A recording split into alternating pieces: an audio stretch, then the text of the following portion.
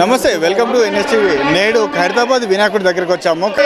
ప్రపంచవ్యాప్తంగా ప్రసిద్ధి గావించినటువంటి మన ఈరోజు హైదరాబాద్ ప్రాంతంలోని ఖైరతాబాద్ గణపతి బొజ్జ గణపతి దగ్గర ఉన్నాం. మరి ఈ బొజ్జ గణపతి ఈ రోజు కాదు, గత 71 సంవత్సరం నుంచి రోజువారీగా ఒక్కొక్క సంవత్సరానికి ఒక్కొక్క అడుగు పెరుగుతూ వచ్చింది. ఈ సంవత్సరం 2025 గాను 69 అడుగుల గణపతి మన ముందైతే ఉన్నాము. మరి ఇట్లాంటి గణపతిని ఘనంగా నిర్వహించడానికి, ఈ గణపతి ఇంత ప్రసిద్ధి గావించడానికి మరియు కార్య సిబ్బంది ఉన్నారు. ఆ కార్య సిబ్బంది వాళ్ళతో మాట్లాడి మనం తెలుసుకుందాం. అన్న నమస్తే. అన్న నమస్తే. ఎట్లా అనిపిస్తుంది అన్న గణపతి ఇప్పుడు ఈ 2025 గణపతి నాడు మీకు జరుగుతున్నటువంటి కార్యక్రమంలో ఎలా అనిపిస్తుంది, మీరు ఎలా అనుభూతించారు?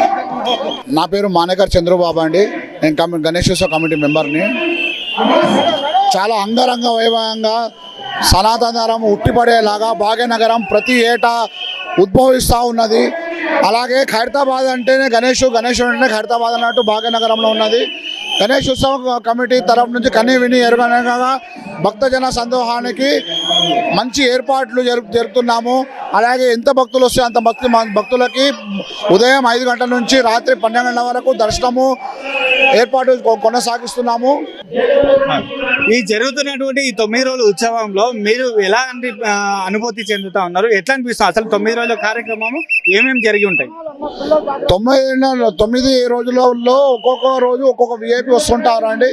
మామూలుగా జనరల్గా ఫస్ట్ డే గవర్నర్ గారు వచ్చి వాళ్ళు ప్రాణప్రతిష్ఠ పూజ ఉంటుంది. ఆ పూజ చేసేసి తర్వాత ఒక్కొక్కరు అన్ని పార్టీల విఐపీలు వాళ్ళు వస్తుంటారు.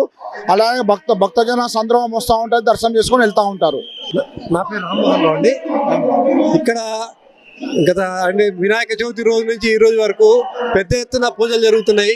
మొన్ననే ఒక ఆర్యవైశ్య సంఘం వాళ్ళు హోమం చేసారు. 108 జంటలు అంటే 400 అంతమంది కూర్చొని కళ్యాణం కూడా చేశారు. విఘ్నేశ్వర కళ్యాణం ఇంతవరకు ఎక్కడ జరగలేదు. ఇక్కడ 108 కుటుంబాలతోనే విఘ్నేశ్వర కళ్యాణం పెద్ద ఎత్తున జరిగింది. రోజు రోజుకు భక్తులు పెరుగుతున్నారు, వాళ్ళ విశ్వాసం పెరుగుతున్నది. ఈ దేశంలో భక్తి భావం అంతా కూడా మన దేశం అంతా ఉన్నది కూడా ఈ ఖైరతాబాద్లో కనిపిస్తున్నది. ఎక్కడెక్కడి నుంచో వచ్చి ఎంతో విశ్వాసంతో ప్రతి సంవత్సరం వాళ్ళకు కోరుకున్నటువంటి కోరికలు కోరి ఇంకా రెట్టింపు అవుతున్నది. సంతోషంగా వస్తున్నారు. అన్ని ఏర్పాట్లు కూడా ఇక్కడ అన్ని ఉత్సవ సమితి వాళ్ళందరూ కూడా చేస్తున్నారు. పోలీస్ సిబ్బందికి, ప్రభుత్వ సిబ్బందికి అందరికి కూడా ఎటువంటి ఇబ్బంది కలగకుండా భోజనాలు ఏర్పాటు చేస్తున్నారు. భక్తులకు కూడా ప్రసాదం ఏర్పాటు చేసి అందరూ కూడా సంతోషంగా వస్తున్నారు, దర్శనం చేసుకుంటున్నారు. చాలా సంతోషం. ఈ ఖైరతాబాద్ వినాయకునికి చాలా మహిమ ఉన్నది. కోరిన కోరికలన్నీ కూడా అందరికీ కోరుతున్నాయి. చాలా సంతోషం. ఇదే విధంగా ప్రతి సంవత్సరం భక్తులు అందరూ రావాలని కోరుతున్నాను. వాళ్ళందరి కోరికలు తీరాలి, దేశం సుభిక్షంగా ఉండాలి, మన అందరం సుఖశాంతులతో ఉండాలని కోరుతున్నాను. అంటే ఖైరతాబాద్ గణపతి చరిత్ర 71 సంవత్సరాలుగా ఉన్నది. మరి మీరు ఎప్పటి నుంచి దర్శించుకుంటారు?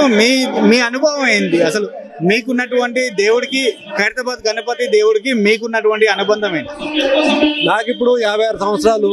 నేను చిన్నప్పటి నుంచి కూడా ఈ వినాయకుడిని చూస్తున్నాం. ఇక్కడికి జనరల్గా వచ్చిన వాళ్ళు ఏది కోరినా కానీ కోరిక తీరుతున్నది. దేవుడు చల్లగా చూస్తున్నాడు, పిల్లలకు మంచి విద్యను ఇస్తున్నాడు, పెద్దవాళ్ళకు మంచి ఉద్యోగాలు ఇస్తున్నాడు, వ్యాపారస్తులకు మంచి వ్యాపారం అభివృద్ధి చెందుతున్నది. ఆరోగ్యం అందరికీ మొక్కుకుంటే అందరు కూడా ఆరోగ్యం కూడా మంచిగా అవుతుంది. అన్ని విధాలుగా ఈ విఘ్నేశ్వరుడు ఈ సంవత్సరం పొడుగున అందరూ చల్లగా చూస్తున్నాడు. చాలా సంతోషంగా ఉన్నది. అదే దానికి నిదర్శనం ఏంటంటే ఇక్కడికి వచ్చే ప్రజలు ఎంతో విశ్వాసంతో ప్రతి సంవత్సరము పెరుగుతున్నారు. దానికి ఇదే ఒకటే నిదర్శనం. రోజు రోజుకు పబ్లిక్ పెరగడం అనేది నిదర్శనం. అట్లాగే రాష్ట్రంలోని అనేక ప్రాంతాల నుంచి ఇక్కడికి విచ్చేయడం జరుగుతుంది. మరి అలాగే మనతో పాటు కొంతమంది భక్తులు ఉన్నారు. ఈ రోజు మనతో పాటు మాట్లాడడానికి సిద్ధంగా ఉన్నారు. నమస్తే సార్, ఎక్కడి నుంచి వచ్చారు? ఎన్ని సంవత్సరాల నుంచి ఖైరతాబాద్ గణపతి దర్శనం వచ్చామండి? నారాయణగూడ నుండి వచ్చాము. ఎన్ని సంవత్సరాల నుంచి ఖైరతాబాద్ గణపతిని మీరు దర్శించుకుంటున్నారు?